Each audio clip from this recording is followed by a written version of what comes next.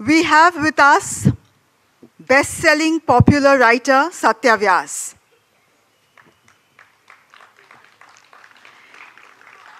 Contemporary Hindi novels की दुनिया में सत्या जी को एक गेम चेंजर माना जाता है.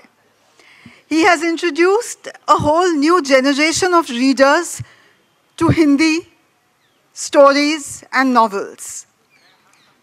One of his best-selling novels, Chaurasi, was turned into a very popular web series, Grahan. Satya जी से बातचीत करेंगे publishing stalwart Aditi Maheshwari Goyal. Aditi ji is a third-generation publisher and the executive director of Vani Prakashan Group. We have with us Aditi ji and Satya ji for our next session, Satya Vachan. नमस्कार. Hello, आप सुन पा रहे हैं मुझे? अच्छा, इससे पहले कि अदिति जी अपनी सवालों के बौछार करें, मुझे एक बात याद आ गई ममता जी की बात से, मैं वो कह दूं. मैं बैठे बैठे सुन रहा था, कहा उन्होंने कि एक कोई लेखक थे जो हर बात में वाह लगा दिया करते थे, बैंक वाह, कॉलेज वाह. मुझे एक बात याद आ गई, मैं जब बनारस हिंदू यूनिवर्सिटी में था तो हमारे एक प्रोफेसर हुआ करते थे मिस्टर पाढ़ी. तो उनकी हिंदी थोड़ी सी कमज़ोर थी. तो वो जब आए BHU में तो उनको उनके दोस्तों ने बताया कि जो बनारसी भाषा है ना और हिंदी जो मिला लो, बहुत बहुत आसान है, इसमें कोई दिक्कत ही नहीं है. हर बात में ना बस लास्ट में वाह लगा दिया करना. तो उन्होंने कहा बहुत अच्छी बात है. फिर उन्हें ये भी बताया गया कि लेकिन एक बात ध्यान रखना, सर में कभी वाह मत लगाना, बहुत पिटोगे. तो मुझे ये बात उनसे याद आ गई. मैंने कहा कि इससे पहले कि भूल जाऊँ, मैं आप लोगों को सुनाऊँ. ओवर टू अदिति जी. अब से 5 से 7 मिनट पहले हमने एक बड़ी मजबूत बात सुनी आदरणीय ममता जी से कि व्यंग तो साथ में चलते रहना चाहिए. तो आज का जो सेशन है उसका नाम हमने दरअसल कुछ ऐसा रख दिया है, वो है सत्या की अदालत. आज सत्या जो कहेंगे सच कहेंगे और सच के सिवा कुछ नहीं कहेंगे. ठीक ना सत्या? हाँ. तो पुरानी वाली हिंदी, नई वाली हिंदी, पॉपुलर राइटिंग, बरस क्लासिकल राइटिंग, हिंदी का बाजार, हिंदी की रॉयल्टी, ये सब पे आप लगभग 1 लाख बात तो बात कर चुके हैं. लगभग. तो फिर आज कुछ नई बात कर लेते हैं. चलिए आज ना थोड़ा रैपिड फायर टाइप करते हैं, उसमें कुछ निकालते हैं चीज़ें बढ़िया वाली. हाँ, सोचना नहीं है ज़्यादा सत्या. रैपिड फायर में मैं जहाँ रुक जाऊँ तो आप समझ जाइए कि मैं झूठ बोल रहा हूँ. हाँ, चलेगा. देखो, 6 उपन्यास और एक बड़ी बायोग्राफी लिखने के बाद में इंसान रुकना तो नहीं चाहिए. हाँ, तो चलिए, जीने के लिए शहर या गांव सत्या? जीने के लिए शहर. और उपन्यास के लिए शहर या गांव? मैं इसमें एक और चीज़ जोड़ना चाहूँगा कि शहर और गांव के बीच में हमारी जो जनरेशन रही ना, उसको आप मेट्रो, कस्बा और फिर गांव में ले जाएं. तो मुझे लगता है कि लिखने के लिए कस्बाई जो शहर हैं और गांव. जी. लेकिन गांव, रोमांटिक गांव ज़्यादा नहीं हो गया अभी? हाँ, रोमांटिसिज्म जिया कहाँ है हमने जाना? नहीं, बिल्कुल गांव का रोमांटिसिज्म जो है ना वो है. मैं देखता हूँ कि हमसे पहले वाली जो जनरेशन थी लेखन में, उन्होंने जो है वो वास्तविक गांव को जिया था. हमने दरअसल उसके रोमांटिसिज्म में जो है जीवन अपना जो भी जिया है वो बिताया है. उसमें बहुत सारी बातें ऐसी रही हैं जो हमने शायद किताबी बातें ले ली हैं. अगर हम सही में गांव जाएं और गांव की समस्याएं देखें तो उस तरह से उस रोमांटिसिज्म से शायद कहानियां निकल कर नहीं आ पाएँ जो 60 और 70 के दशक में आती थी. जी. पर अभी के गांव में तो महामहिम बैंकवा से खूब पैसा सीधा भिजवा दे रहे हैं. तो अभी का गांव कैसा हो गया? अभी गांव की समस्याएं अभी भी वही हैं. मुझे ऐसा लगता है अदिति कि मैं एक आध जो चीज़ें देख पाता हूँ वो ये है कि एम्प्लॉयमेंट जनरेशन की बात नहीं करूँगा, जो कहूँगा पलायन कहते हैं गांव से, वो एक युवाओं में बहुत रहा है, बहुत हुआ है. मेरे देखे में मैं आपको बताऊं 20 साल के आसपास में मैं देखूं कि अगर आप गांव जाएं और ढूंढें कि हमारी उम्र या हमारी हमसे छोटी उम्र के लड़के आजकल क्या कर रहे हैं, तो सब मुंबई, दिल्ली और बाकी बड़े शहरों में ही हैं. और जहाँ तक वो बात है कि पैसे आ जा रहे हैं, तो उन पैसों से मुझे नहीं लगता कि जीवन यापन पूरी तरह से किया जा सकता है. वो एक एडिशनल ही है और पता नहीं आ भी रहे हैं कि नहीं आ रहे हैं, वो भी एक देखने की बात है जी। कस्बे में शहर या शहर में कस्बा? मुश्किल सवाल, क्योंकि मैं जो रहा हूँ और मेरी जो जनरेशन रही है वो उन्होंने दोनों ही चीज़ें देखी हैं। हमारा बचपन जो है वो कस्बाई शहरों में गुजरा है, और फिर आगे के जीवन यापन के लिए हम जो कहते हैं मेट्रोपॉलिटन सिटीज़ है वहाँ गए हैं और वहाँ रहे हैं। तो फिर भी जो मैं इसको अगर दूसरी तरह से कहूँ तो मुझे लगता है कि 60s और 70s के दशक में लेखकों का जो रोमांटिसिज्म गाँवों की तरफ था वो अब हमारा कस्बाई शहरों की तरफ हो गया है। तो मुझे लगता है कि शहरों में कस्बा। कंट्रोवर्सी क्या है सत्य? ये मुझे लगता है आप बताएं। मुझे लगता है कि लेखकों के बीच जो कंट्रोवर्सी है वो तो बिल्कुल है, लेकिन प्रकाशक भी उससे अछूते नहीं रह पाते। मुझे लगता है कहीं ना कहीं किसी तरह से उसे खींच लिया था। मुझे जो समझ आता है वो बताऊं, अगर आप साहित्यिक कंट्रोवर्सी की बात कर रही हैं तो ये बेफजूल है। हमारे यहाँ जो साहित्यिक कंट्रोवर्सीज हैं उसमें जो है ना कोई वजन नहीं होता। दरअसल वो बड़ी छिछली होती हैं, बड़ी ऐसी छोटी बातों पे हो जाती हैं कि एक तहजीब का शेर है, तहजीब हाफिका की, उसकी मर्जी वो जिसे पास बिठा ले अपने, उसकी मर्जी वो जिसे पास बिठा ले अपने, इस पे क्या लड़ना कोई मेरी जगह बैठ गया। तो ये हमारे यहाँ इतनी बड़ी बात है, ये पिछले काफ़ी दिनों में है, और इसमें जो है मुझे लगता है कि ये लिट फेस्ट का भी बहुत बड़ा हाथ है। एक अलग तरह का झगड़ा शुरू हुआ है कि यहाँ जाना चाहिए और वहाँ नहीं जाना चाहिए। ये एक बहुत बड़ा मैं देख रहा हूँ पिछले 5-7 सालों में है। ये कंट्रोवर्सी भी हुआ करती है, और इसमें मैंने देखा है कि दरअसल जो लोग कहने, जो लेखक कहने 2 साल पहले तक इस बात के हामी थे कि वहाँ नहीं जाना चाहिए, वही मौका मिलने पर तुरंत चले जाते हैं। वो देखा हुआ है। और ये भी है कि अब इस बार वो लेखक बोलना शुरू करते हैं जिनको अब की बार नहीं बुलाया गया। तो ये इतनी छिछली बात है, मुझे लगता है कि इतनी छोटी बात है कि जिस पे तो बात भी नहीं होनी चाहिए। मेरे अपने पढ़े के समय की बात आपको बताऊं कि कितनी वजनी बातें हुआ करती थी। एक कोई विश्वविद्यालय के मुझे लगता है कुलपति थे, जिन्होंने एक बड़ा अपशब्द कह दिया था किसी लेखिका के बारे में या औरत के बारे में। उस पे जो लेके बातें हुई थी, और उस पे जो, जिसको अगर आप कंट्रोवर्सी कह लें, मैं आलोचना कहता हूँ, मैं उस पर तर्क वितर्क कहता हूँ, वो हुई थी। उससे चीज़ें निकल के आती हैं, और वो मुझे लगता है कि वो होना चाहिए। लेकिन इस पे कि ये पुरस्कार लौटा दिया जाए, ये पुरस्कार नहीं लौटाया जाए, मैं ये पुरस्कार नहीं लूँ, या फिर वो कहाँ गया, वो कहाँ नहीं गया, ये मुझे लगता है बहुत छिछली बातें हैं। इन पर तो बातें भी नहीं होनी चाहिए। और मैं यहाँ छोड़ूंगा नहीं, मैं यहाँ पे बिल्कुल पूछना चाहूँगा कि प्रकाशक किस तरह घसीटा जाता है इस तरह के कंट्रोवर्सीज में। एक कंट्रोवर्सी और भी होती है कि आप रॉयल्टी नहीं देते, तो मैं उस पर भी बात करना चाहूँगा, मैं अपनी भी बात रखूँगा। ये बातें क्यों आती हैं कि हम इतनी पुरानी संस्था हैं, हम इतनी पुरानी संस्था है वाणी जो है, तो ऐसा क्यों आता है कि अचानक से उघड़ के एक दिन ये बात आती है कि आप रॉयल्टी नहीं देते। और मैं बताऊं, मैं अपनी बात छोड़ दूं, जो कभी कभी खारिज भी कर दिया जाता हूं, तो मैं ये कहना, ऐसा क्यों नहीं होता कि लेखक वृंद या लेखक वर्ग भी आपके सपोर्ट में आए कि नहीं भाई ये देते हैं। ये क्या रीज़न रहता है इसका, अदिति? ये कंट्रोवर्सीज कह लें या शिकायत कह लें, जैसे आपने वाद विवाद प्रतिवाद संवाद कहा, तो मैं शिकायत भी कहूँगी। इसमें एक नाम और जोड़ लेते हैं। जब भी ऐसी कंट्रोवर्सीज उठती हैं तो ऐसा नहीं है कि 100% लेखक वर्ग एक तरफ होता है। उसमें से एक अच्छा खासा दबका प्रकाशक के साथ भी होता है। हम देखना चाहें तो वो उतने ही प्रत्यक्ष रूप से हैं जितने प्रत्यक्ष रूप से विरोध होते हैं।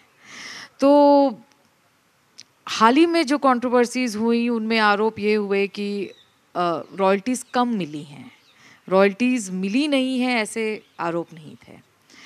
अब आप भी जानते हैं, हम भी जानते हैं कि पुस्तकों के रेटिंग्स जो अब काफ़ी ट्रांसपेरेंट तरीके से अमेज़ॉन पे उपलब्ध हैं, उसमें उन रेटिंग से हम उनको बहुत बड़ा मानते हैं, उन पुस्तकों को, उन लेखकों को सचमुच भगवान के समीप का व्यक्ति मानते हैं।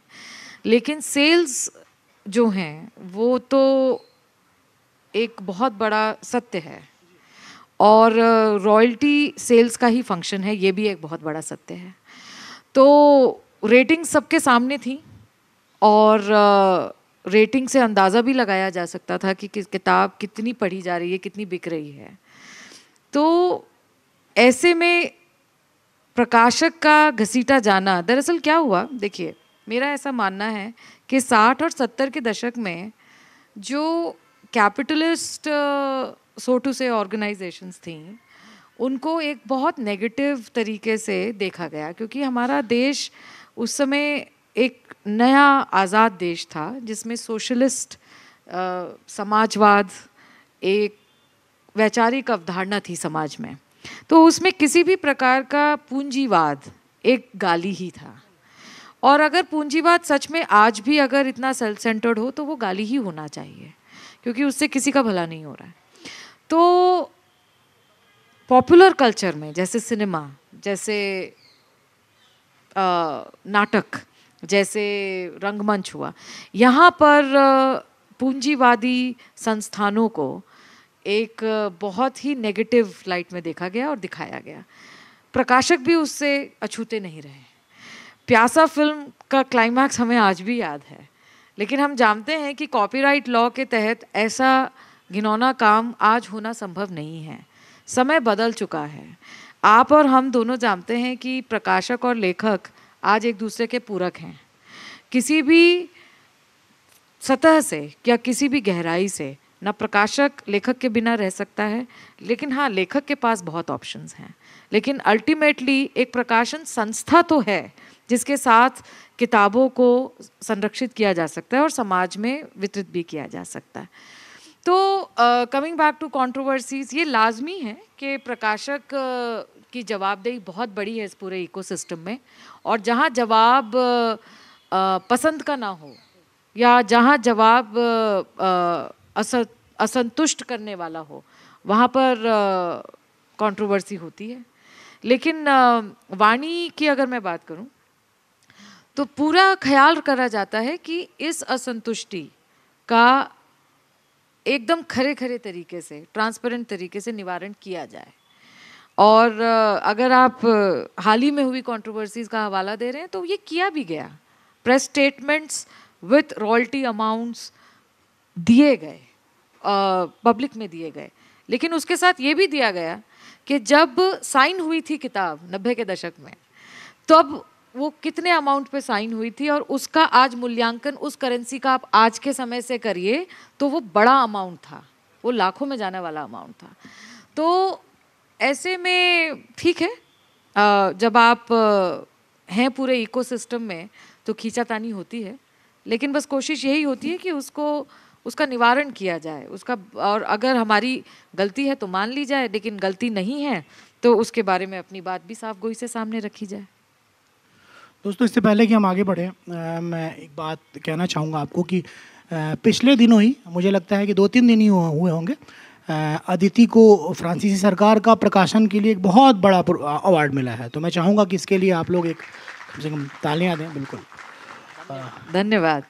चलो अब हम अपने रैपिड फायर पे आ जाएं। अब चलो, पहली किताब का ब्रेक, चप्पल घिसाई या आसान? अरे बहुत चप्पल घिसाई, मैं उस पर आऊँगा आप लोगों पे। और बहुत सारे इसमें मुझे दरअसल हर जगह मिलते रहते हैं स्टूडेंट जो कहते हैं कि सर किताबें छपवानी है, उसके लिए क्या करना है।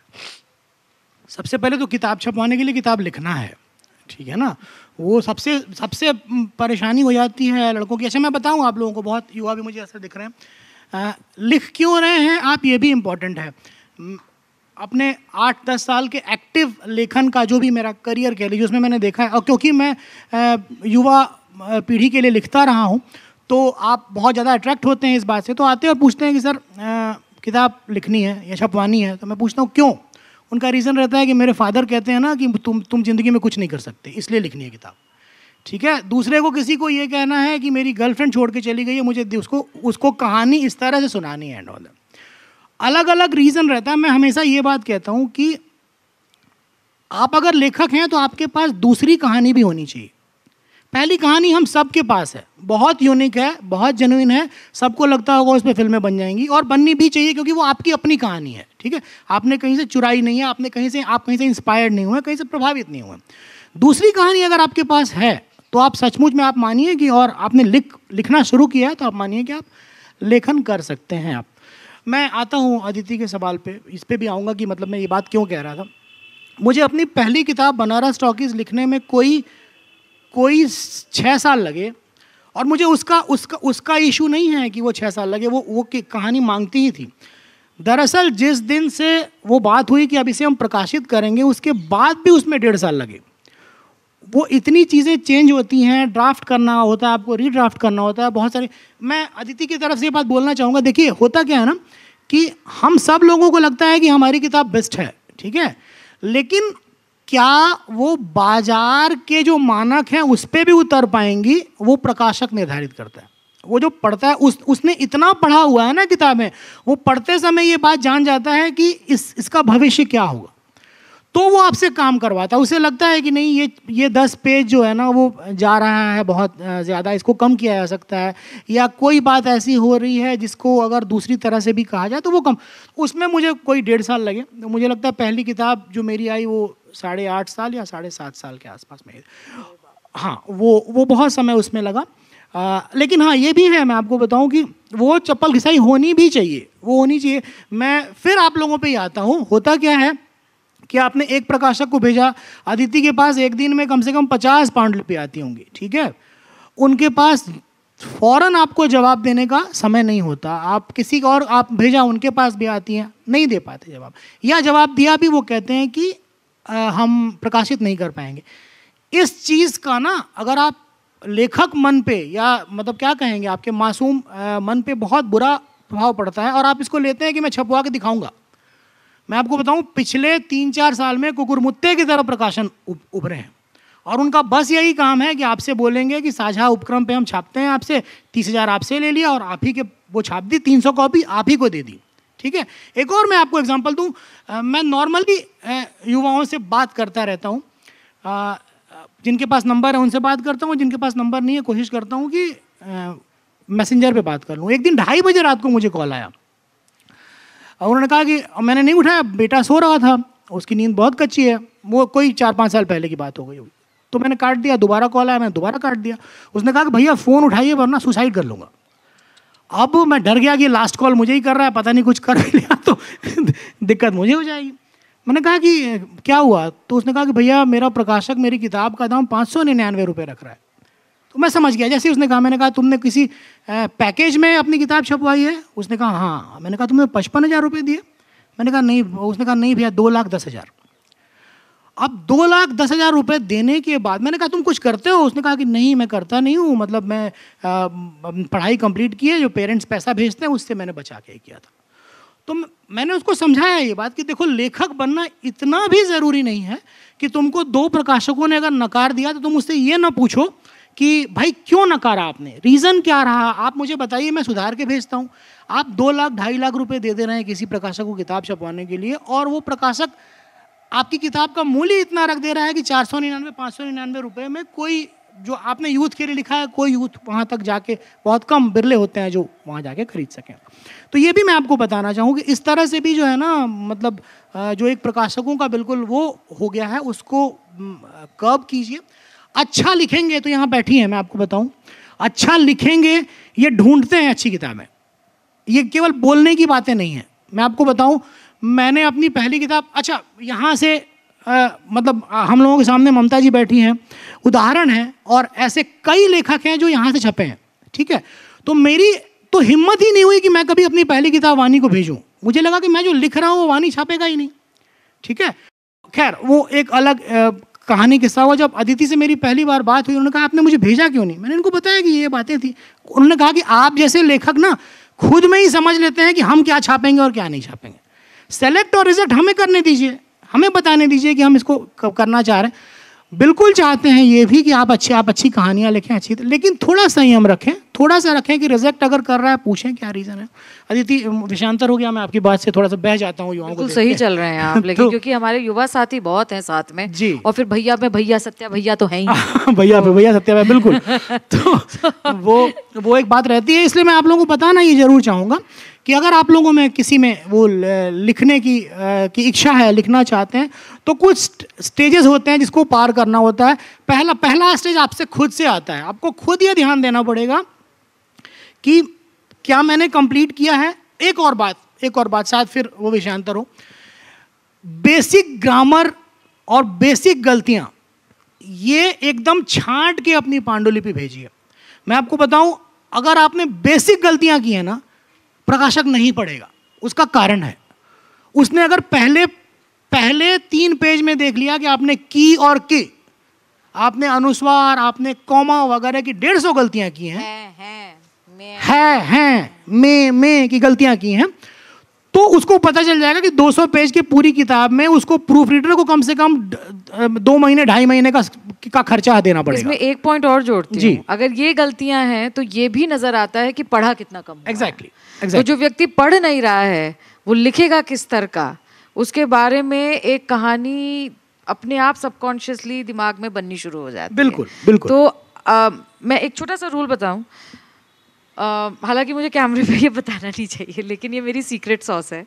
वो ये कि जब मेरे पास पांडुलिपि आती है तो मैं सबसे पहले उसका 3रा पन्ना, 25वां पन्ना, 50वां पन्ना और 99वां पन्ना देखती हूँ। मुझे नहीं पता क्यों, लेकिन ये एक जर्नी है इन 4 पन्नों की, जिसमें मुझे लगता है कि इसमें अगर निगाह सेट हो गई, इसमें अगर फ्लो चल पड़ा इन 4 नंबर ऑफ पन्नों पे, तो किताब ठीक रास्ते पे चल रही है। पेज 99 के बारे में तो साइकोलॉजिकल स्टडीज़ भी हैं, काफ़ी यूनिवर्सिटी ऑफ शिकागो में भी की गई हैं, लेकिन 3, 25, 50 मुझे नहीं पता क्यों, लेकिन मुझे लगता है कि जिन जिन किताबों पे मैंने इन पन्नों पे चांस लिए हैं वो किताबें बहुत सुपर हिट रही हैं। मीना मेरे आगे भी रही है। तो ये कुछ तो है कि अगर आपकी कलम इन पन्नों तक पहुंचते पहुंचते अपनी आप को पन्ने के साथ रमा देती है, और अगर आप रम गए इन पन्नों पे तो किताब आपकी अपनी है, मेरा ऐसा मानना है। तो दोस्तों आप लोगों ने शॉर्टकट फॉर्मूला रट लिया, 3, 25, 49 और 99, ठीक है। हाँ, 50 99। तो ये है एक फॉर्मूला जहाँ से वाणी से आप अपना कारवा निकाल सकते हैं जी। तो यही रहा, मैं कहना चाहूँगा कि चप्पल घिसाई बहुत होती है, उसमें बिल्कुल भी नहीं परेशान होना है। प्रूफ रीडर, एडिटर आपसे बहुत काम करवाता है। आपके पास एक किताब का अनुभव भी होने जा रहा है। जो प्रूफ रीडर होता है उसके पास न जाने अनगिनत किताबों की, और एडिटर के पास अनगिनत किताबों का अनुभव होता है। उसकी बातें सुनिए, और समय कितना लग रहा है इस पर ध्यान नहीं दीजिए जी। एक एग्जाम्पल और देती हूँ बस, उसके बाद मैं अपने अगले सवाल पे जा रही हूँ। अभी अभी मेरे पास एक मेरी बहुत प्रिय कवि हैं लवली गोस्वामी, उनका उपन्यास आया था, और मैंने आज तक कभी अपने पूरे करियर में ये नहीं किया कि मैं कोई पांडुलिपि ऐसी आ गई और वो मुझे छोड़ ही नहीं रही और मैं आधे दिन की छुट्टी करके घर चली गई हूँ। लेकिन जब वनिका आया मेरे पास तो पहले 2 दिन तो मैं टाला मटोली करती रही, क्योंकि वो इतना इंटरेस्टिंग लग रहा था। मुझे लग रहा था ये काम रह जाएगा, पहले ये कर लूँ, फिर ये कर लूँ, फिर ये कर लूँ। लेकिन फिर फाइनली लवली का जब फ़ोन आया कि आपने पढ़ा कि नहीं, तो मैंने कहा अब मैं पढ़ने बैठ जाती हूँ, क्योंकि अब जवाब देना है। और सच मानिए वो ऐसा भागा है उपन्यास कि मैं 4 बजे उठी, मैंने हमारे बॉस, हमारे पिताजी से बोला कि जी आज छुट्टी चाहिए क्योंकि ये पढ़ना पड़ेगा। और उन्होंने मुझे देखा अभी ये कामों की फहरिस्त है, इसका क्या होगा। मैंने कहा नहीं जी नहीं, किताब छूट नहीं रही है, मैं जा रही हूँ, आज रात में पूरी करूँगी। और वो साइफाई है किताब, माइथो साइकोलॉजिकल फिक्शन है, साइंस का पूरा तड़का है और बहुत वेल रिसर्च किताब है।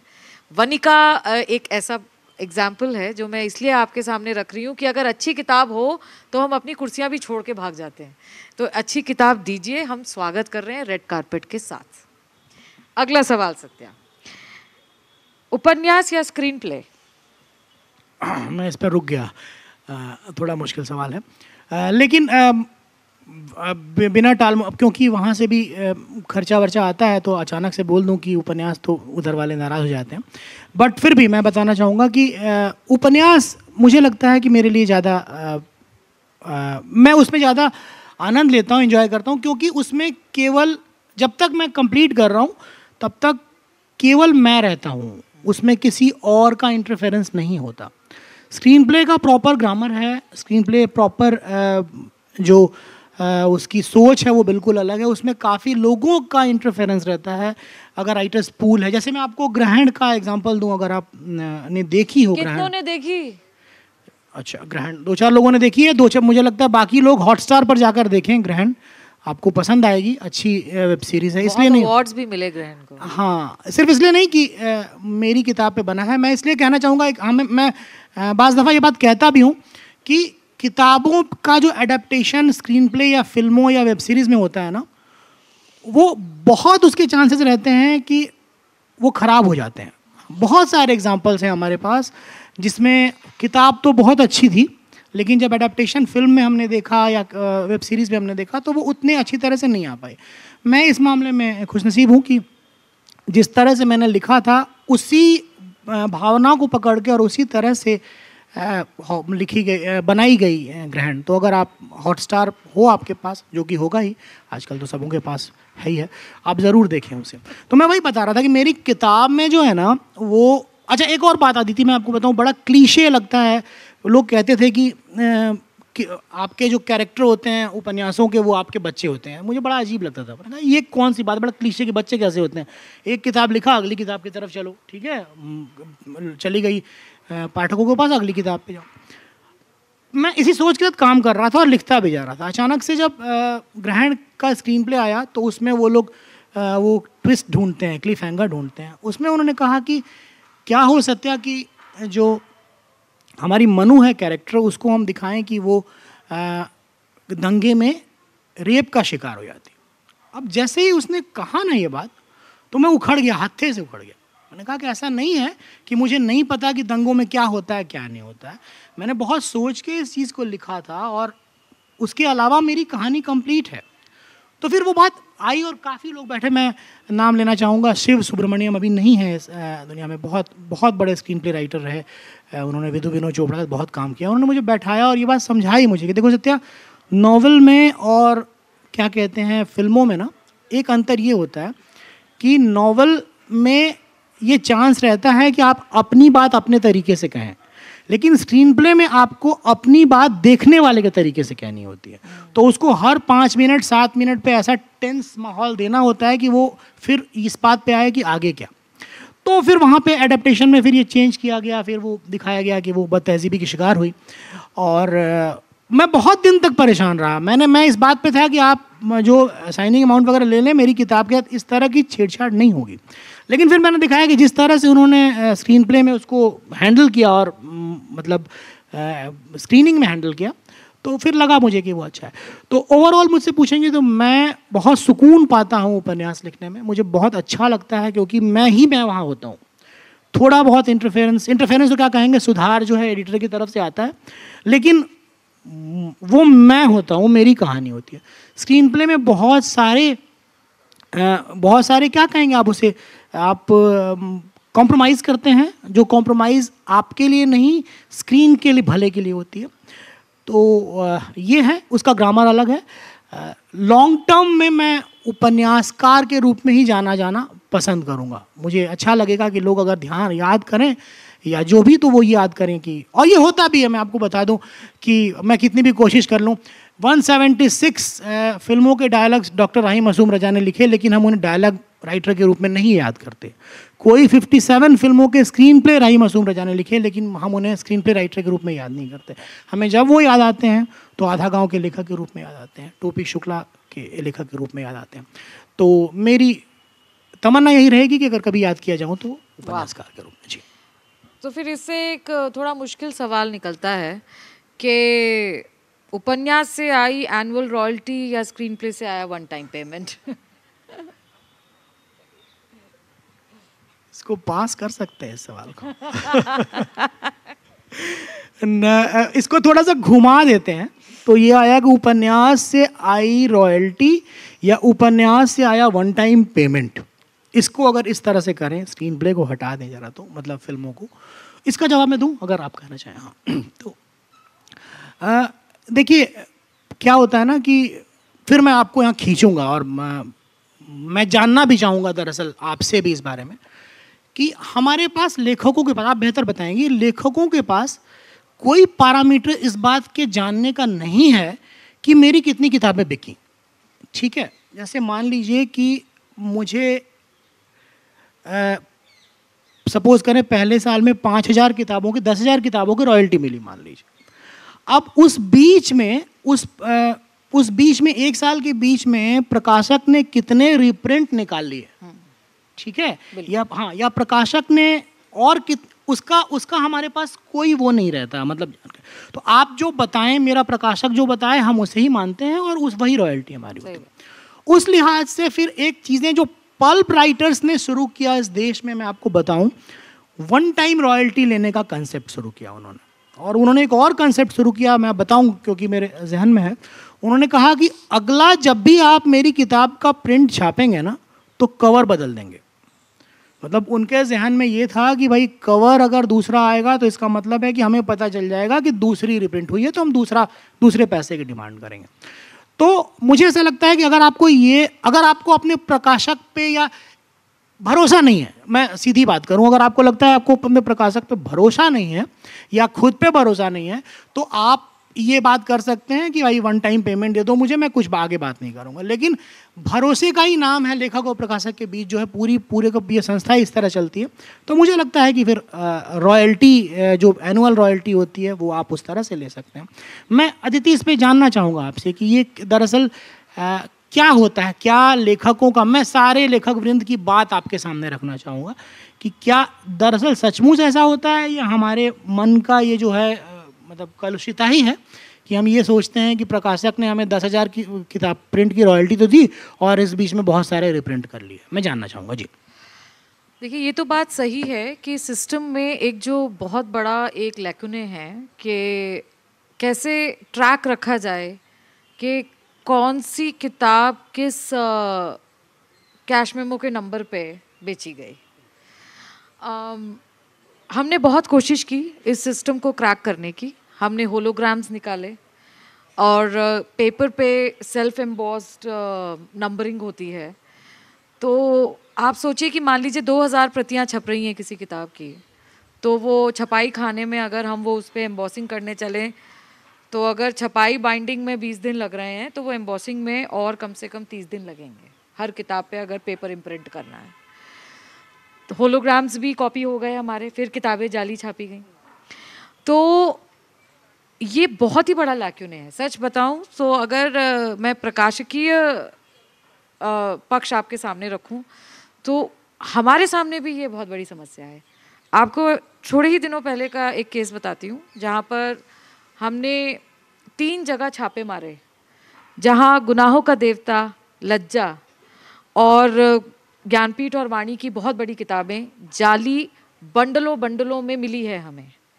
अब वो हमने पुलिस में रिपोर्ट करी, उनको थाना बुलाया गया, वकील, अच्छा जब आप छापा मारने जाते हैं तो आप अकेले नहीं जा सकते ऐसे किसी के घर पे, आपको वकील चाहिए होता है, आपको थाने से परमिशन चाहिए होती है, कोर्ट से परमिशन चाहिए होती है, एक ज़कीरा बनता है, एक टीम बनती है, पूरी लीगल टीम होती है वो, उसके साथ आप जाकर कहीं कोई जो नकली आपकी किताब छाप रहा है उसको पकड़ सकते हैं।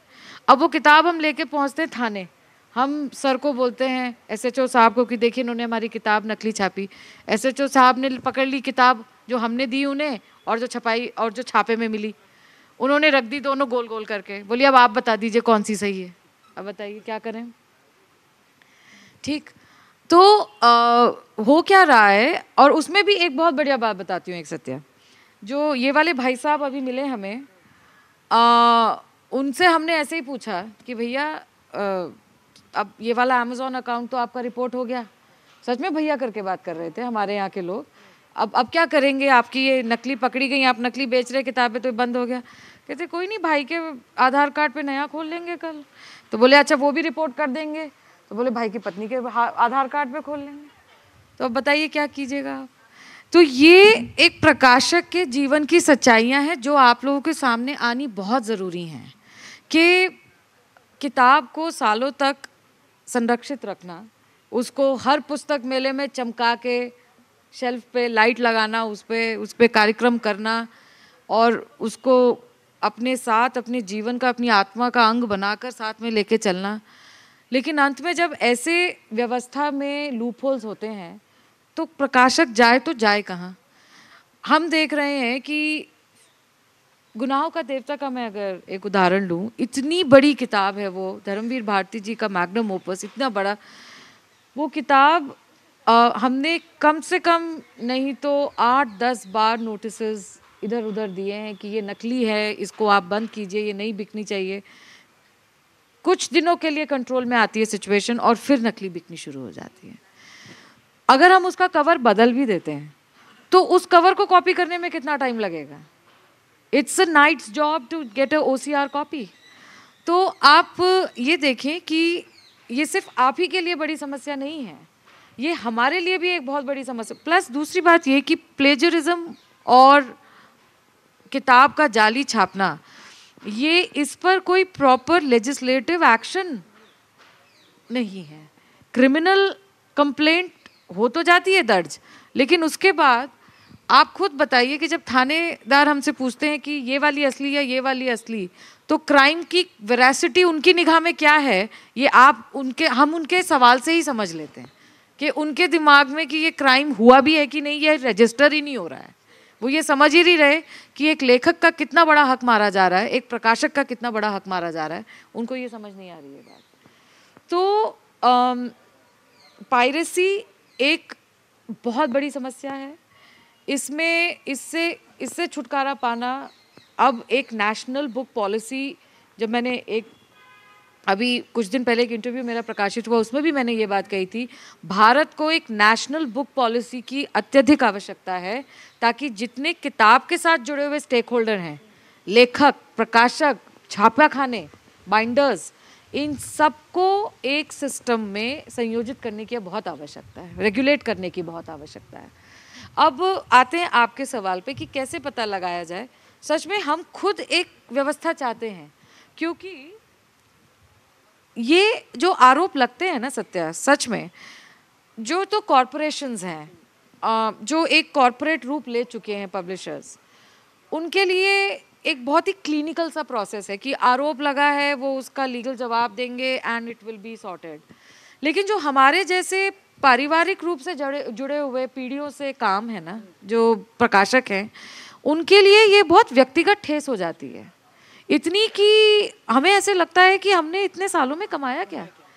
अच्छा, आपने कहा कि कंट्रोवर्सीज ये बहुत छोटी बातें हैं, लेकिन आप भी जानते हैं कि ये कंट्रोवर्सीज सोशल मीडिया पे ग्रंथ का रूप ले लेती हैं।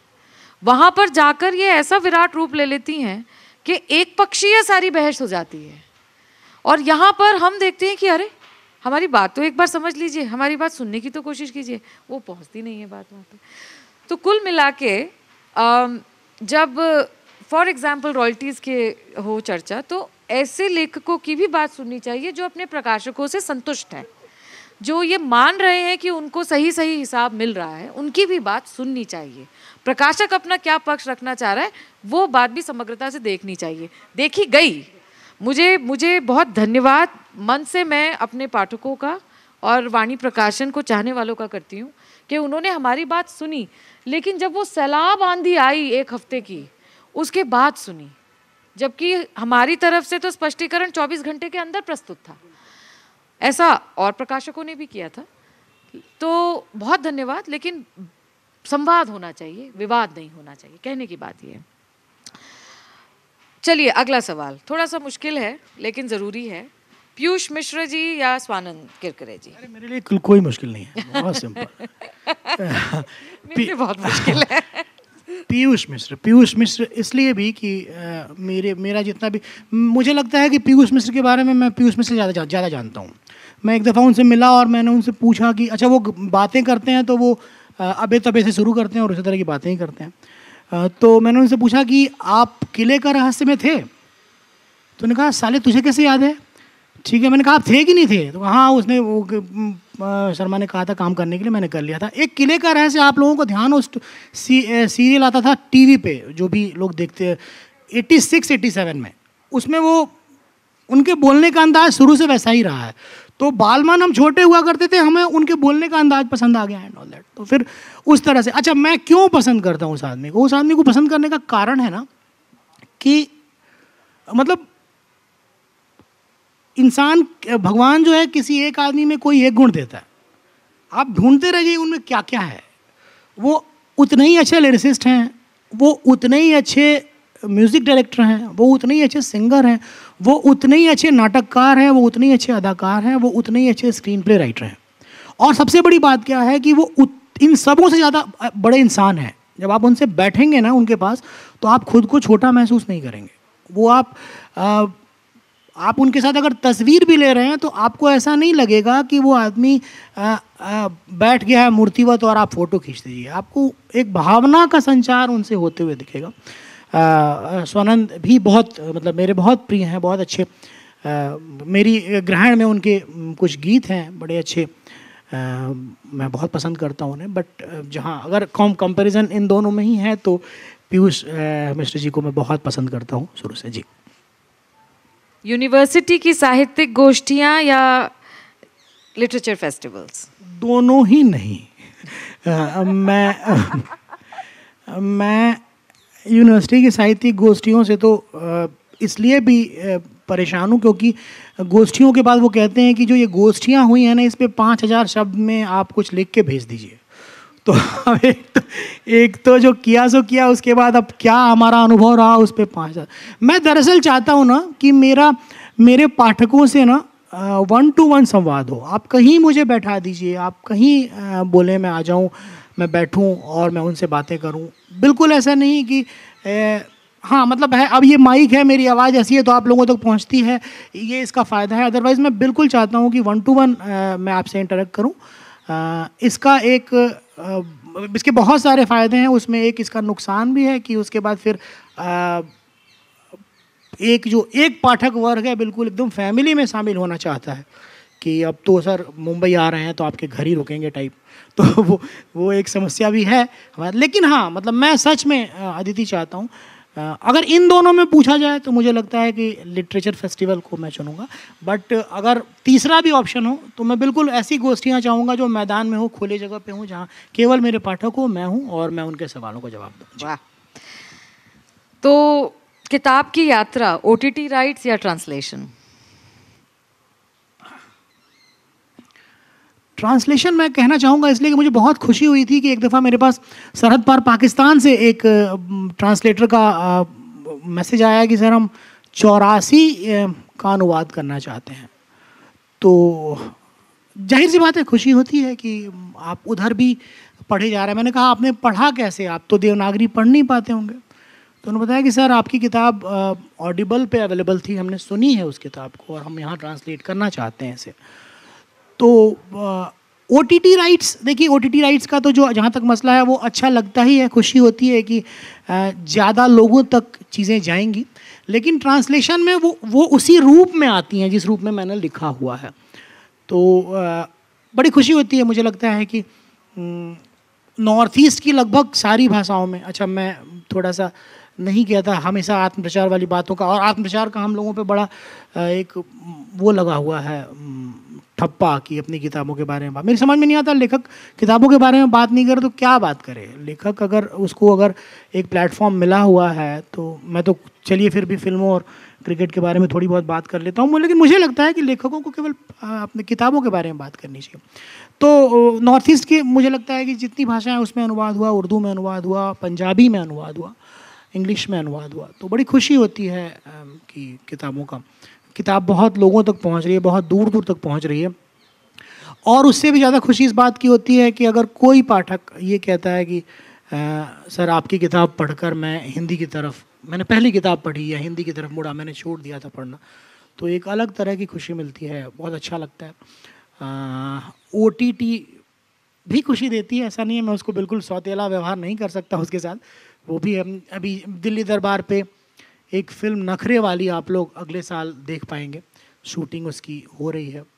और बागी बलिया मेरी एक किताब थी जिसका स्क्रीन प्ले भी मैंने ही लिखा है, सौभाग्य दुर्भाग्य जो भी कहें, तो वो भी मुझे लगता है 2025 तक हम लोग देख पाएंगे। वो भी एक अलग खुशी देती है। बट बीइंग ए राइटर मुझे लगता है ट्रांसलेशन। जी। मीना कुमारी पर रिसर्च या मीना कुमारी से मोहब्बत? बड़ी तवील कहानी है, मैं शुरू करूंगा जो मैंने अपनी किताब में लिखा है और ये क्यों शुरू हुई। कोशिश करूंगा अगर हमारे पास 5 मिनट का समय हो तो मैं बताना चाहूँगा। अभी तो कोई हाँ लाल झंडा नहीं आया। अच्छा हम लोग इसलिए बहुत प्रसिद्ध हैं कि हम लोग टाइम पे चीज़ें ख़त्म कर देते हैं। अब होता क्या है ना, मैं आपको एक एग्जांपल भी दूँ, बड़ा मज़ेदार एग्जांपल है कि हम लोग जब BHU में पढ़ रहे थे तो प्रोजेक्ट बनाने को मिलता था। तो उसमें प्रोजेक्ट जो है वो मिनिमम कहा जाता था कि 10 पेज लिखना है, ठीक है, 10 पेज का प्रोजेक्ट होना चाहिए। तो हमारे कुछ मित्र थे, उनमें से एक थे प्रतापगढ़ के आलोक। तो वो आते थे 10वां पेज आएंगे वो स्टेपल कराने चले आएंगे। तो मैं देखता था, मैंने कहा कि यार तेरा सेंटेंस भी कंप्लीट नहीं हुआ है। तो कहेगा उससे क्या मतलब है, 10 पेज तो कंप्लीट हो गया। ठीक है, तो हम लोग टाइम पे ख़त्म कर देने के लिए वो है बाजी मैम। सवाल क्या था? मीना कुमारी, सॉरी, मीना कुमारी पे रिसर्च या मीना कुमारी से मोहब्बत। मीना कुमारी से मोहब्बत मुझे लगता है काफ़ी पहले शुरू हुई। 10वीं क्लास में था मैं और मुझे घर में सफ़ेदी हुई थी, मुझे प्लास्टर ऑफ पेरिस खाने की आदत पड़ गई थी। तो मैं वो चम्मच लेता था, रात भर में प्लास्टर ऑफ पेरिस निकाल के खा जाता था। मुझे ऐसा लगता था कि इससे मेरा कंसंट्रेशन बढ़ रहा है, मैं पढ़ाई करूँगा। तो रात भर खाया, सवेरे जब देखा तो इतना बड़ा होल हो गया था दीवार में। अब मुझे लगा माँ आएगी, दीदी आएंगी या डांट पड़ेगी।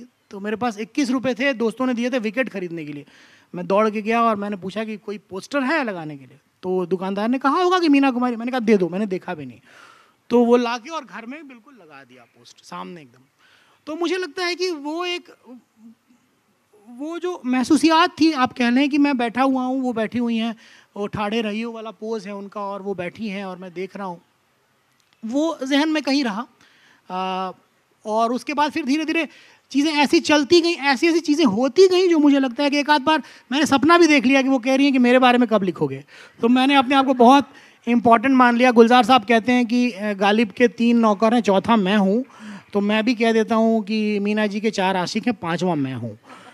तो सन 2015 की बात होगी, मुझे लगता है कि मैंने उसके बाद रिसर्च में मीना कुमारी के अलावा कुछ किया ही नहीं है। मैं कहीं चला गया, रांची में आपको बताऊं, यहाँ पे आप लोग जानते होंगे, आप लोग तो खैर यहीं के हैं, कचहरी के पास कोई उर्दू लाइब्रेरी है, उसके नीचे एक छोटी सी दुकान है उनके यहाँ से। हाँ, वो मैंने वहाँ से किताबें ली हुई हैं। मैं जयपुर चला गया वहाँ, मैं लखनऊ चला गया वहाँ। मेरे पास मेरी पत्नी परेशान रहती है कि तुम्हारे व्हाट्सएप में किताबों के अलावा किसी चीज़ की फ़ोटो ही नहीं आती है। तो जो भी कबाड़ी वाले भी थे उनको मैंने कहा कि आप जानती होंगी अदिति, हमारे यहाँ शमा मैगज़ीन दिल्ली से छपा करती थी, हाँ ना, तो वो बंद हो गई दहलवी साहब की। तो मैंने उनसे तक से उनकी किताबें मंगवाई हैं। जहाँ भी मीना कुमारी, कमाल अमरोही का कोई आर्टिकल तक मिल गया तो मैंने उनसे मंगवाया। तो मुझे लगता है कि मीना कुमारी का प्रेम जो रहा वो उनके रिसर्च तक का सफ़र उसने तय किया। जी। तो अब सत्या से किसी को अगर आखिरी सवाल 2 पूछने हों तो आप ज़रूर पूछ सकते हैं। जी, माइक पहुंचवा दें ज़रा।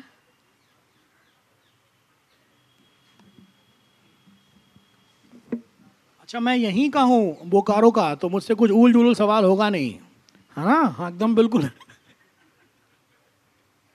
मेरे नाम में व्यास है, तो राजस्थान वाले मुझे राजस्थानी समझ के इज्जत देते हैं, तो मैं वो ले लेता हूँ। मैं कहता नहीं कि मैं राजस्थानी नहीं हूँ, लेकिन आप लोगों को बता दूँ कि मैं यहीं का हूँ, बोकारो 100 किलोमीटर दूर। जी। हेलो सर, नमस्ते। मेरा नाम राजेश है। सर, जब आप लिखना जब शुरू कर रहे थे, बनारस टॉकीज़ की बात कर ले, तो सर शुरुआती दिनों में तो ऐसा रहा नहीं होगा कि आप इस पे फिल्म बनेगी या इस तरीके के कुछ होगा, उस आधार पे आप लिख रहे थे। तो सर अब जब आप लिखना शुरू कर रहे हैं यहाँ के समय में, जैसे 84 और आगे की बात की जाए, तो उस पर फिल्म बनेगी वो आपके जहन में कितना रहता है?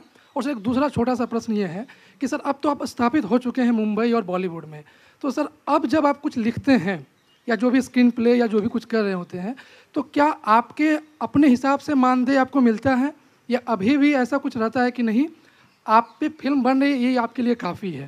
तो इसका असर कितना रहता है सर? धन्यवाद। दूसरा सवाल का जवाब पहले देता हूँ। मानदेय तो दोस्त रणवीर कपूर को उनके हिसाब से भी नहीं मिलता, ठीक है ना? हाँ, वो कुछ चाहते होंगे और उनको फिर वो एक पूरी की पूरी जो है ना मार्केटिंग टीम होती है जिसका काम ही यही है कि आपसे कितना कर्ब करके कितना कम पे लाके, ठीक है, और आपसे वो किया जाए। जब मैं वो ग्रहण की बात हो रही थी तो मेरे पास जो उन्होंने रीज़न दिया, उन्होंने कहा कि सर हॉटस्टार जो है ना डिज्नी के साथ कोलैबोरेट कर रहा है, तो हमारे पास पैसा नहीं है, तो हम आपको ज़्यादा नहीं दे पाएंगे। अब आप समझिए कि ये कौन सा रीज़न हुआ। हॉटस्टार कितनी बड़ी कंपनी है, डिज्नी कितनी बड़ी कंपनी है, उनके कोलैबोरेशन में आपने कितना खर्च किया होगा।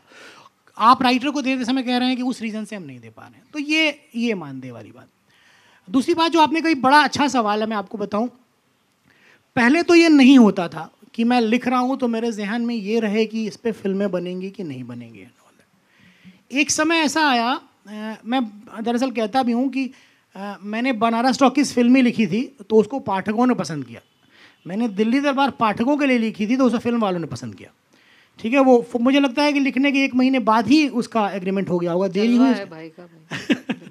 नहीं तो अब थोड़ा सा ऐसा जरूर रहता है कि मैं जो लिखूं वो हो तो मेरे मन का, लेकिन उसको कोई भी अडेप्ट करे तो उसको बहुत मुश्किल नहीं हो। देखिए मैं आपको बता दूं कि साहित्यिक किताबें जो होती है ना, उस पर क्यों हमसे ज़्यादा, हम लोगों से ज़्यादा ममता जी बैठी हुई जानती हैं कि जितनी बेहतर कहानियाँ हिंदी साहित्य में है। मैं आने वाली थी ममता जी के पास हाँ, अगले पल पे जी। मैं बताऊंगा सही कि बात, हाँ। मेरा जो अनुभव है उससे बताऊंगा कि क्या कारण होता है कि जो हमने जितना लिखा और जितना बेहतर लिखा उस अनुपात में हमारी कहानियों का अडेप्टेशन फिल्म में नहीं होता। उसका रीज़न ये होता है ना कि एक तो अंग्रेजीदा लोग हैं जिनको करना है, दूसरी बात यह है कि हम जब साहित्य लिखते हैं ना तो हम एक्शंस बहुत कम लिखते हैं, बहुत कम एक्शंस लिखते हैं। उनको चाहिए उस किताब से केवल एक्शन निकालना, ठीक है, उतनी ही चीज़ें बोलेंगे कि जिससे उनका एक्शन दिखाई पड़े हर सीन में एंड ऑल। तो अब जब मैं लिखता हूँ तो ये ध्यान में रहता है कि लिखूँ तो मेरा लिखा हुआ हो, लेकिन अगर कोई भी इसको अडेप्ट करने की कोशिश करे तो उसे बहुत मेहनत नहीं करनी पड़े। रीज़न यही कि भाई जब वो पढ़े तो उसे लगे कि अरे यार ये तो रेडीमेड चीज़ लग रही है, थोड़ा बहुत चेंज करेंगे तो हो जाएगा। तो ये एक रहता है ध्यान में जी। हाँ सर, मैं बस आपके सवाल से पहले सर ममता जी के पास जाना चाहती हूँ। एक पूरा दौर आपने देखा है जिसमें आपने हिंदी साहित्य से कहानियों को बड़े पर्दे पर जाते हुए, उनके प्रीमियर्स पर भी जाते हुए आप गई हैं और आपने देखी हैं। कितनी सच्चाई होती है उस कहानी के स्क्रीन प्ले में बदलने में, और एक लेखकीय मत क्या होता है। जैसे कमलेश्वर जी से कभी कभी मैं बचपन में बड़ी गोष्ठियाँ होती थी तो ग्लास पानी का पकड़ाते हुए या चाय पकड़ाते हुए कैसे होता था कि कभी कभी वो नाखुश होते थे और कभी बहुत खुश होते थे जो स्क्रीन प्ले अडेप्टेशन होता था उनकी कहानियों का। तो ऐसे में आपका क्या मत है मैम कि हाउ गुड और bad it can go in all directions? सबसे पहली बात तो ये है अदिति कि जिस समय किसी लेखक की किताब कोई डायरेक्टर या कोई तेजस्वी किस्म का युवा जीनियस कहता है कि इस पर फिल्म बनाना चाहते हैं, तो सबसे पहली चीज़ तो कि आपकी ईगो बहुत सेटिस्फाई होती है, क्योंकि हमें लगता है कि हम ज़्यादा बड़े माध्यम की ओर जा रहे हैं। हमें पता है किताब बहुत धीमे धीमे बिकती है।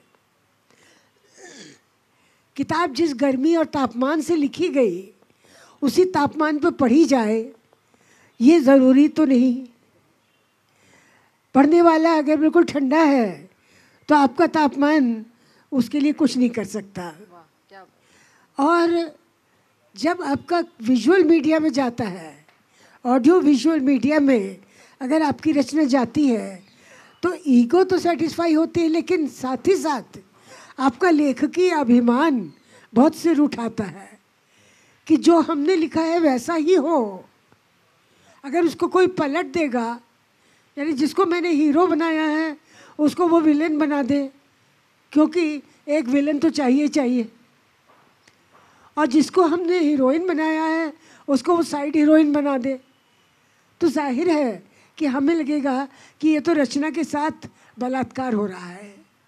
मन्नू भंडारी की आपका बंटी जैसी कृति पर जब फिल्म बनी, उन्होंने फिल्म देखकर उसे रिजेक्ट कर दिया। उन्होंने कहा इसको रिलीज़ नहीं होने दूंगी मैं।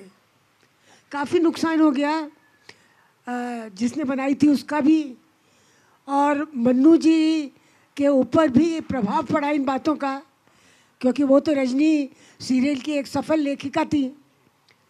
और आप ये सोचिए कि उन्होंने स्वामी फिल्म की भी कभी स्क्रीन प्ले लिखा था, तो मन्नू जी को नुकसान हुआ। लेकिन मन्नू भंडारी ने एक लेखिका के रूप में बहुत आदर्श प्रस्तुत किया। राजस्थान गवर्नमेंट ने उनकी कहानी पाठ्यक्रम में लगा ली और एक भी पैसा उनको नहीं दिया, तो उन्होंने लिखित वकील का नोटिस भेजा कि मेरी कहानी ना पढ़ाई जाए। उसका असर ये हुआ कि बाकी सब यूनिवर्सिटीज़ ने मन्नू भंडारी का नाम एक तरह से बैन कर दिया कि ये तो झगड़ालू लेखिका है, हम इनकी कहानी नहीं रखेंगे। तो लेखक के लिए भी ये बड़ी तबालत की चीज़ है कि अगर वो बहुत ज़्यादा ना नुकर करता है तो वो अनपॉपुलर हो जाता है, उसकी लोकप्रियता कम हो जाती है। और अगर वो ना नुकर नहीं करता तो उसको गुलाब जामुन समझ के खा लिया जाता है। मेरा ख्याल है इसीलिए मैं बार बार सुनती हूँ हमारे अरुण महेश्वरी जी से कि लिटरेरी एजेंट का होना अब सिस्टम में बहुत जरूरी है, इन्हीं सब कारणों से। क्योंकि मुझे लगता है कि एक लिटरेरी एजेंट भारतीय भाषाओं में भी विकसित होने चाहिए, क्योंकि ये सब जो समस्याएं बीच में व्यवहारिकता की आती हैं, इनको बहुत साफ तरीके से व्यवहारिकता के साथ सप्रेम सुलटाया जा सकता है। जी, मेरा एक प्रश्न है, मैं व्यास जी से पूछना चाहता हूँ कि आप जो अपना कथा संसार रचते हैं, पुस्तकें लिखते हैं, वो किस भाषा के शब्दों में लिखते हैं? समझेगा, किस भाषा के शब्दों में? बढ़िया सवाल है। मुझे ऐसा लगता है कि मेरी जो शुरुआत हुई थी पढ़ने की वो उर्दू शेर व शायरी से बहुत हुई थी। मैं आज भी बहुत मुतासिर रहता हूँ। तो थोड़ा सा मुझे लगता है कि एक लेवल कह लें, अगर बिल्कुल बेसिक लेवल, तो एक लेवल ऊपर मुझे उर्दू के शब्दों का थोड़ा सा है क्या जो। तो मैं जब लिखता हूँ तो अपने आप को फ्री फ्लो छोड़ता हूँ कि कौन से शब्द आ रहे हैं। हिंदी शुरुआती होती है लेकिन वो मैं कह लूँ मिक्स्ड होता है, जिसमें बहुत भारी भरकम उर्दू के शब्द भी होते हैं। तो मैं जब लिखता हूँ तो मैं आपके सवाल पे ये कहना चाहूँगा कि मैं वो मिक्स्ड लैंग्वेज होता है जहाँ हिंदी और उर्दू के शब्द की बहुत आयत होती है। वाक्य संरचना देवनागरी में ही होती है। लेकिन जब फिर ड्राफ्ट पे आता हूँ तो मैं कोशिश करता हूँ कि ये तो मेरे शब्द हैं, इसमें बहुत सारी ऐसी चीज़ें हैं जो शायद मेरे जो पाठक हैं वो उस शब्द तक नहीं पहुँच पाए। तो मैं फिर उसके थोड़े ऐसे शब्द ढूंढता हूँ जहाँ हम इसको चेंज करके किया जा सकता है, वो करता हूँ। और फिर अगर लगता है कि नहीं बहुत ज़रूरी है, यही इम्पैक्टफुल वर्ड है, तो मैं कोशिश करता हूँ कि उसके अर्थ भी नीचे दे दूँ। तो मेरी अपनी भाषा हिंदी ही रहती है। जी। सत्या जी, मेरा नाम जीवीएस शास्त्री है, मैं दक्षिण भारत का हूँ और पहली बार इस तरह के लिटरेरी फेस्टिवल में आया और आपसे काफ़ी प्रभावित हुआ। और मैं चाहता हूँ जो बनारस टॉकीज़ आपने जो कहा, ये मेरे जहन से काफ़ी नज़दीक है, क्योंकि मेरा बेटा BHU से MBA किया था, तो ये मेरे काफ़ी करीब है। और एक बात है कि ये जो ऑडियो बुक्स हैं, ऑडियो बुक्स जो बोलते हैं, पता नहीं उनके लेखक क्या हैं, लेकिन audio books are much closer. उसमें क्या कि सुनने और समझने की समझाते हैं। और इसमें एक बात मैं कहता हूँ कि मेरी बचपन की घटना बताता हूँ कि हम जब स्कूल में पढ़ते थे तो, और हमारे जान पहचान में कुछ लोग हैं जो कि लिख नहीं पाते हैं, जिसमें की और की जो आप बात कर रहे हैं, मात्रा की बात कर रहे हैं, जब हम ऑडियो में बोलते हैं तो वो दुविधा दूर होती है। ऑडियो में जब बोलते हैं ग्रामर की बात नहीं होती है। तो एक तरह से मैं आपको धन्यवाद देता हूं कि आपने मुझे हिंदी भाषा और साहित्य की ओर मोड़ने का एक जो क्रम दिया है, जैसे आपने कहा, तो मैं भी आपका फ़ैन हो गया हूं। और मैं चाहूँगा कि बॉम्बे टॉकीज़ कम से कम ऑडियो बुक में अवेलेबल हो तो मैं ज़रूर पढ़ूँगा और साहित्य को ज़रूर पढ़ूँ। धन्यवाद। बहुत शुक्रिया सर आपका। मैं बस इसमें एक लाइन जोड़ दूं, जो आपने कहा ऑडियो बुक का भी मार्केट एक अलग तरह का मार्केट है और बड़ा फलता फूलता मार्केट है। क्यों है मैं बताऊं आपको कि हम सबों के पास ना अब बैठ के लेट के पढ़ने का समय कम होता जा रहा है। तो ऑडियो बुक आपको एक माहौल देता है कि अगर आप ट्रैवल कर रहे हैं, ट्रैफिक में फंसे हुए हैं, आप वहाँ सुन लेते हैं। बड़े शहरों में मैं आपको बताऊं कि मुंबई में तो लोकल ट्रेन में लोग एक एक किताबें ख़त्म कर देते हैं, कान में लगाए सुनते हुए वो चले गए एंड ऑल दैट। दूसरी बात, कमर्शियली वो ये इसलिए इतना सक्सेसफुल है कि जो भी डिसीजन मेकर हैं फिल्मों के, वेब सीरीज़ के एंड ऑल दैट, वो हिंदी पढ़ना जानते नहीं हैं। तो उनके लिए बहुत सहूलत की बात हो जाती है कि उन्होंने पूरी किताब जो है वो सुन ली और कर दिया। मुझे लगता है कि मेरे जितने भी एडेप्टेशन हुए हैं और हो रहे हैं, उसमें एक को छोड़कर सारे लोगों ने लगभग ऑडियो सुन के ही उसको डिसाइड किया है, क्योंकि किताब पढ़ने का ना उनके पास समय है और न ही सहूलत है उनके पास। तो ये एक बहुत अच्छा माध्यम बन के उभरा है ऑडियो बुक। जी हाँ, लेकिन सत्य व्यास ऐसा है कि ऑडियो बुक्स जो आपकी बनाता है, जो ऑडियो मीडियम में डालता है आपकी, अक्सर वो आपको लेखक को पैसा कुछ नहीं देते। मेरी जहाँ भी ऑडियो बुक्स में डली हुई हैं, मैंने पूछा तो कोई कहता है कि अभी खाली 9 लोगों ने देखा है, सुना है, अभी 32 लोगों ने देखा है। अरे बड़े स्टूपिड जवाब देते हैं वो लोग। मैं आपको बताऊं, प्रिंटेड बुक का एक हिसाब तो मिलता है। हाँ, मैं बताऊं आपको, आपने जिनको भी दिया है उनसे सीधे ले लें, सीधे ले लें, कुछ कहने की बात ही नहीं है। मैं आपको बताना चाह रहा हूँ, बिना मुझसे पूछे लिया है। हाँ, मैं आपको बताऊं, 3-4 प्लेटफॉर्म है। ऑडिबल है, ठीक है, वो बहुत अच्छे पैसे भी देता है और उसके बहुत ही ज़्यादा तादाद में सुनने वाले भी हैं। स्टोरी टेल इधर कम काम कर रहा है लेकिन उसके भी सुनने वाले हैं। बाकी इधर जो छोटे मझोले और छोटे वो ऑडिबल मतलब ऑडियो स्टोर वाले हैं, उनकी बात मैं कह नहीं सकता, लेकिन मैं इस बात को दावे से कह सकता हूँ आपको कि 9 और 10 सुनने वाले तो नहीं हैं। ममता कालिया की किताब के नाम पे अगर पहले 7 दिनों में वहाँ इम्प्रेशन आएगा तो कम से कम जो है वो आप समझ लीजिए कि 5,000 से 6,000 कम से कम इम्प्रेशन आएगा। मैं बता रहा हूँ, होता क्या है ना कि आप करते क्या है कि पहला एपिसोड फ्री देते हैं, ठीक है, तो पहला एपिसोड उसी से पता चल जाएगा कि हमारे यहाँ देखिए कल्चर वही है बेसिकली, हम फ्री की तरफ बहुत भागते हैं, हम सभी, मैं भी हूँ, हम सभी हैं। तो पहला एपिसोड तो आप समझ लें कि 50,000 के ऊपर भी चला जाता है ऑडियो में। तो जो भी ऐसा कह रहा हो कि हमने 5 या 9 आया है तो वो बिल्कुल गलत कह रहा है। उसको कहिए कि मैं 9 लोगों के लिए ऑडिबल नहीं, मुझे नहीं देना ऑडियो, आप मुझे लौटा दें। एक और बात होती है जो मैं इसमें जोड़ दूं, हमेशा कोशिश ये कीजिए कि आप जो आपका नरेटर है ना, ओरेटर, वो खुद चुनिए। होता है क्या है कि आपने जो कहानी लिखी है या जो भी उपन्यास लिखा है उसका एक एक्सेंट है जो आप पढ़ते समय आपको पता है कि वो क्या एक्सेंट है, लेकिन जो जिनको उन्होंने दे दिया कि तुम पढ़ के इसको रिकॉर्ड करो, वो शायद उस एक्सेंट को नहीं कवर कर पाता। तो वो एक ध्यान रखने की बात है कि मैं चुनूंगी, मुझे 2-3 तुम भेजो एग्जाम्पल, मैं इसमें बताऊंगी किसको देना है जी। नहीं, लेकिन मुझे मुश्किल ये हो रही है कि न जाने कितनी लड़कियां इस क्षेत्र में आ गई हैं और वो कहती है ममता जी हमारी तो हॉबी है, हमारा तो पैशन है, हमारे पास तो स्टूडियो भी नहीं है, हम तो अपने मोबाइल फ़ोन से आपको रिकॉर्ड करते हैं और आपके बड़े फ़ैन हैं और हम तो आपकी रचना जो है हम डाल रहे हैं। अब मैं नहीं जानती इसको कैसे मैं रोकूं, क्योंकि मैं चाहती हूँ कि ये सब चीज़ें रुक जाएं और क्योंकि फ़ैन मेल से लेखक की रोटी नहीं चलती है। जी बिल्कुल मैम, मैं मतलब इस मामले में यही कहना चाहूँगी, हम थोड़े से उस मामले में क्योंकि ज़्यादा स्ट्रेट फॉरवर्ड और कमर्शियल हो गए कि हम सीधे बोल देते हैं इस बात को कि भाई बहुत लड़कों ने यूट्यूब पे वीडियो बना के बनारस टॉकीज़ का डाल दिया, तो मैंने सीधे उनको वो कर दिया कि भैया आप हटाइए। 2-4 दिन बाद उनका आया कि भैया आप अपना क्लेम हटा लीजिए, तो मैंने क्लेम हटा लिया। लेकिन वो सीधे बोल देना है कि भाई अगर आप सीधा नहीं बोल सकती तो बोलिए कि इसके जो राइट्स जो हैं मेरे पास है नहीं। अब सिंपल सी बात है कि इसके राइट्स मेरे पास नहीं हैं, मैंने किसी को दिए हुए हैं, मतलब वो मैं दे चुकी हूँ, आप नहीं कर सकते। तो ये एक तरीका है मैम बोले। अदरवाइज होता क्या है कि बेसिकली हमारे पाठक ही आते हैं जिनकी किसी की आवाज़ बहुत अच्छी है, वो कहते हैं कि आप कर लें।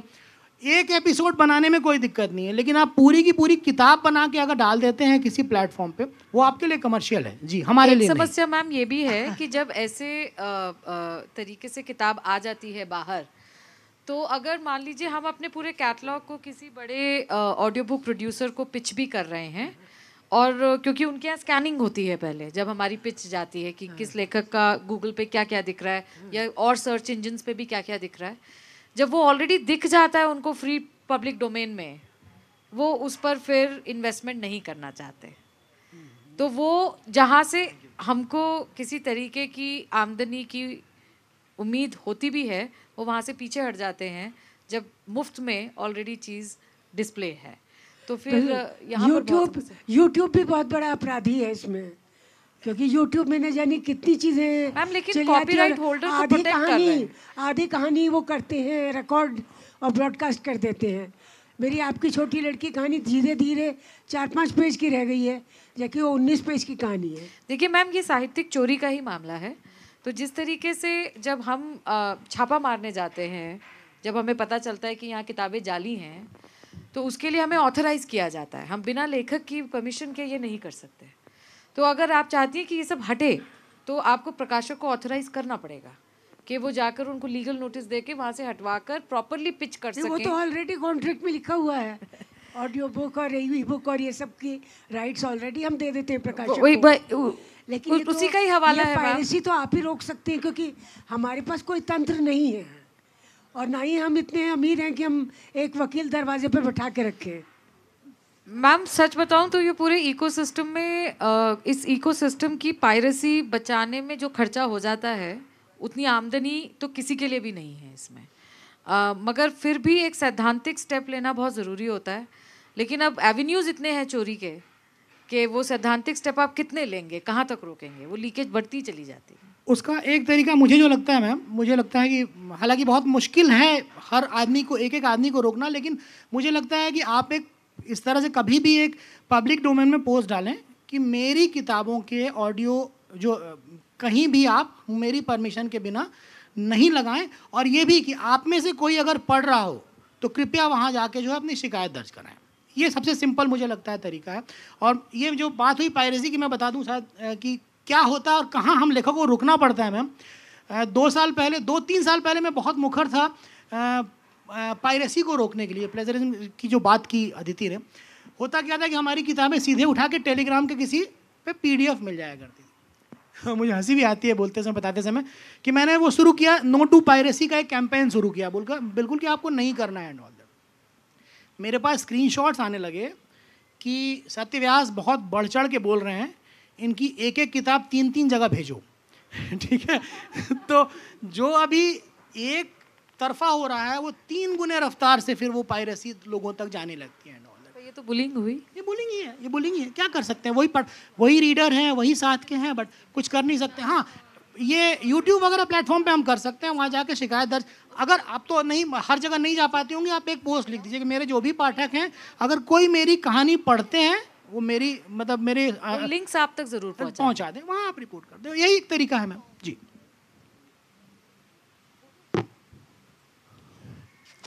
आखिरी सवाल and then we close the session. जी वहाँ पर, हाँ जी। Namaste sir, namaste ma'am. My name is Snigdha Priyam and I'm a student of class 11 from DAV here. So my question is, how can we make our write-ups interesting? जैसा कि ma'am ने भी कहा ना कि अगर आपके write-up interesting हो तो हम समय निकाल कर उसको ज़रूर से पढ़ते हैं. So how can we make our write-ups interesting? मैं जवाब दूँ। स्निग्धा, देखो सबसे इम्पोर्टेंट बात है, इसके कुछ टेस्ट होते हैं जो तुम्हें खुद करना चाहिए। पहला टेस्ट ये है कि मैं बुक की बात कर रहा हूँ, ठीक है ना, आर्टिकल्स की बात नहीं कर रहा, मैं बुक की बात कर रहा हूँ। आप या पोएट्री या जो कुछ भी आप लिखते हैं, कहानियाँ लिखते हैं, अगर आपने वो कहानी लिखी, ठीक है, आपने 2 तरह के दोस्तों को भेजनी होती है। एक जिसका लिटरेचर में इंटरेस्ट है, जिसका बिल्कुल भी नहीं है, ठीक है। उनका आपको लेना होता है ओपिनियन, वो क्या कह रहे हैं, ठीक है। और ये भी पूछना होता है उनसे कि अगर ये किताब के रूप में आएगी, किताब के शक्ल में, ठीक है, तो क्या तुम इसे 200 रुपीज़ में खरीदोगे? उससे पूछना है, ठीक। हमें तो हमारी कहानी पसंद है, ठीक है, ठीक है। और उसका जो वो है ना, क्या कहते हैं, मतलब ओपिनियन उसको लेना है सीधे, जैसे जैसे वो बोल रहा है कि जिस तरह की बातें कर रहा है। ये तो बात हुई, मैं मतलब मार्केटिंग के तरफ जा रहा हूँ। तुमने पूछा कि हम उसको इंटरेस्टिंग कैसे बनाएं, ठीक है। तो उसके 2-1 टूल्स हैं। पहले तो ये है कि तुम, जो मैं यूज़ करता हूँ, मैं नहीं कहता कि सबों को वो यूज़ करना चाहिए। तुमने कहानी शुरू की है, ठीक है, तुम्हारे जहन में है, तुम उसका एंड डिसाइड करो कि इसका एंड होगा क्या, ठीक है। जब तुमने एंड डिसाइड कर लिया कि इसका एंड ये होगा, तो तुम्हारी कहानी फिर तुम्हें सोने नहीं देगी, फिर तुम वहाँ तक, उस एंड तक पहुँचाने के लिए जाओगी। और जब तुम वहाँ पहुँच गई, तब ये डिसाइड करो कि इसका एंड यही रखना है या चेंज करना है। इससे होगा क्या कि तुम एक टाइम फ्रेम में अपनी कहानी कंप्लीट कर पाओगी। अदरवाइज हमारे पास और यूं भी इतने सारे काम हैं कि तुमने कुछ शुरू किया, ठीक है, फिर दिमाग कहीं और डिविएट हो गया, हम कहीं और चले गए, हम नहीं ध्यान कर पाए। अगर एंड डिसाइड करके लिखना शुरू करोगी तो कम से कम एक टाइम फ्रेम में तुम लिख पाओगी। और जब वहाँ पहुँचो तो देखोगी ये नहीं यार, मैंने तो 3 महीने पहले ये एंड सोचा था, अब कहानी ये एंड नहीं मांगती, बदल दो। अदरवाइज लगता है वो एंड है तो वो कर सकती हो, ठीक है ना। लैंग्वेज ल्यूसिड रखो। तुम्हारे पास बहुत अच्छे अच्छे शब्द हो सकते हैं, ठीक है, तुम बहुत जानकार हो सकती हो, लेकिन क्या जरूरी कि तुम्हारी किताब जिसने उठाई है उसको भी इतने ही अच्छे अच्छे शब्द पता हो, ठीक है।